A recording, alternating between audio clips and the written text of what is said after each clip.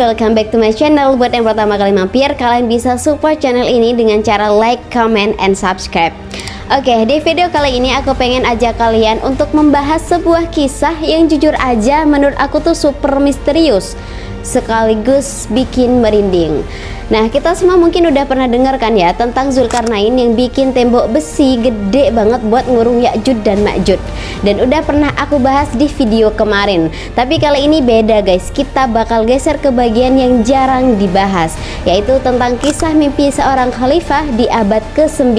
Lebih dari 1000 tahun setelah tembok itu dibangun dan sekitar 200 tahun setelah Al-Quran menyinggung kisah Zulkarnain. Nah, mimpinya ini gak main-main guys, karena mimpi itu bikin khalifah langsung ngirim ekspedisi besar-besaran buat cari tahu apakah tembok itu masih berdiri atau udah jebol. Bayangin nih, ini tuh udah kayak film dokumenter campur petualangan tapi versi nyata. So, nggak usah lama-lama, kita langsung masuk ke ceritanya.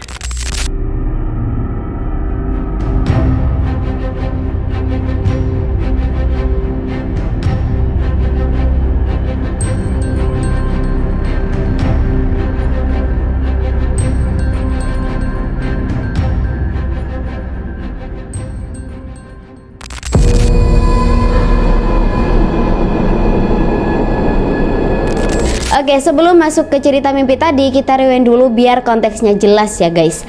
Jadi di masa lalu ada dua suku brutal bernama Ya'juj dan Ma'juj. Mereka itu bener-bener problematik guys, suka merusak, suka membunuh, dan intinya itu bikin kacau di mana-mana. Dan gak ada kaum yang bisa ngalahin mereka. Sampai akhirnya datanglah seorang raja besar bernama Zulkarnain dengan pasukan dan kebijaksanaannya. Dengan bantuan masyarakat sekitar, beliau bikin sebuah tembok raksasa, bukan tembok biasa tapi terbuat dari campuran besi dan tembaga yang dipanaskan, dan itu kokoh banget. Tujuannya jelas banget, buat ngurung Ya'juj dan Ma'juj biar nggak keluar dan bikin ulah lagi.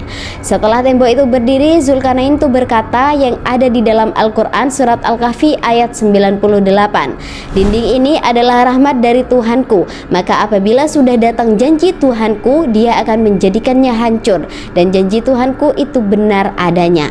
Artinya tembok itu bukan permanen guys, suatu saat bakal hancur sesuai dengan janji Allah. Dan juga ada hadis Nabi Shallallahu Alaihi Wasallam yang bikin kita makin sadar betapa seriusnya topik ini. Nabi bersabda, la ilaha illallah, celakalah orang-orang Arab karena suatu bencana yang telah dekat, yaitu hari ini dinding Ya'juj dan Ma'juj telah terbuka sebesar ini. Abu Sufyan perawi hadis membuat lingkaran dengan jari telunjuk dan ibu jari. Hadis riwayat Muslim nomor 5128. Wah, serem banget ya guys. Artinya tuh ya, sejak zaman Nabi aja tembok itu udah ada retakan kecilnya. Dan yang bikin mind blowingnya lagi, diceritakan kalau setiap hari Ya'juj dan Ma'juj itu coba melubangi tembok itu dan hampir tembus, tapi Allah tutup lagi. Dan baru deh nanti ketika mereka bilang insya Allah saat mau lanjut besok, barulah Allah izinkan tembok itu tetap berlubang sampai akhirnya mereka bisa keluar. Dan kalau mereka udah keluar, dunia tuh bakal kacau total, dan itu udah salah satu tanda kiamat besar.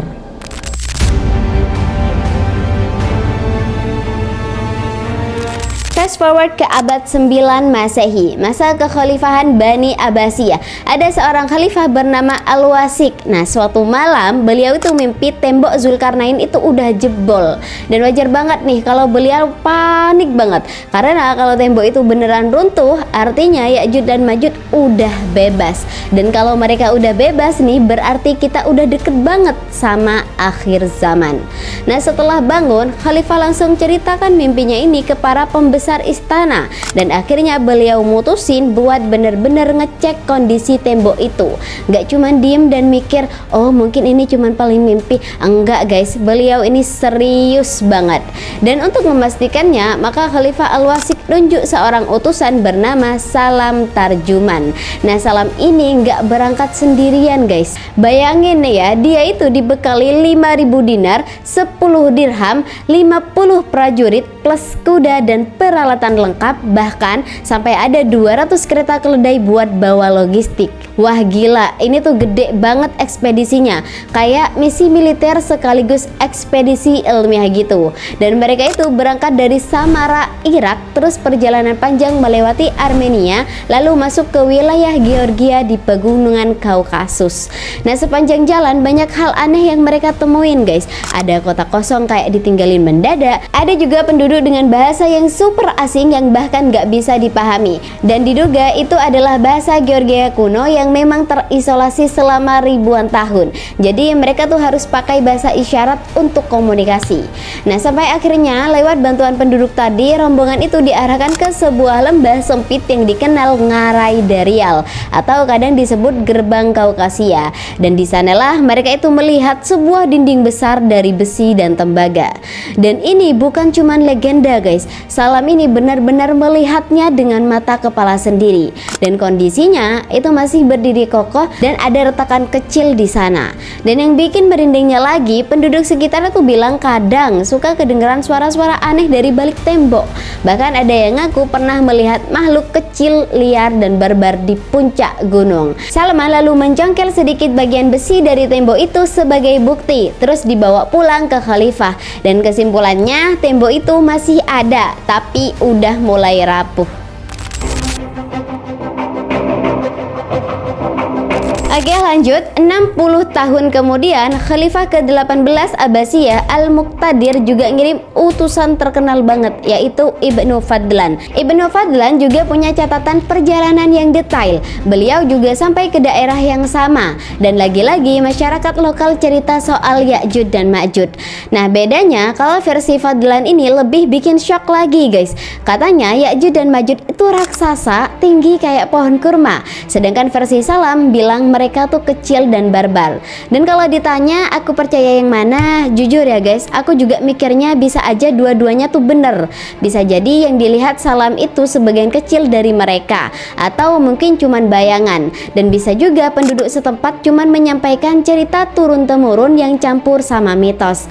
Tapi kalau mau balik lagi ke hadis Rasulullah SAW, ciri-ciri mereka tuh jelas banget disebutkan. Rasulullah SAW bersabda, sesungguhnya kalian berkata, tak ada musuh, sementara kalian senantiasa memerangi musuh, hingga datang Ya'jud dan Ma'jud yang bermuka lebar, bermata sipit dan berambut pirang. Mereka datang dari setiap arah, wajah mereka seperti tameng-tameng yang dilapisi kulit. Hadis riwayat Ahmad.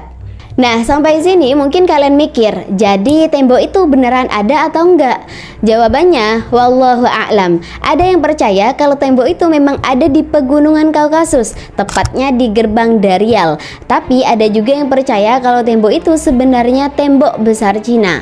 Tapi sejauh ini belum ada bukti yang pasti yang bisa ngeklaim oh ini loh tembok Zulkarnain. Dan menurut aku pribadi mungkin Allah memang bikin ini jadi misteri yang gak gampang diungkap guys, biar kita sadar ada hal-hal yang memang harus diimani, bukan sekedar dibuktikan.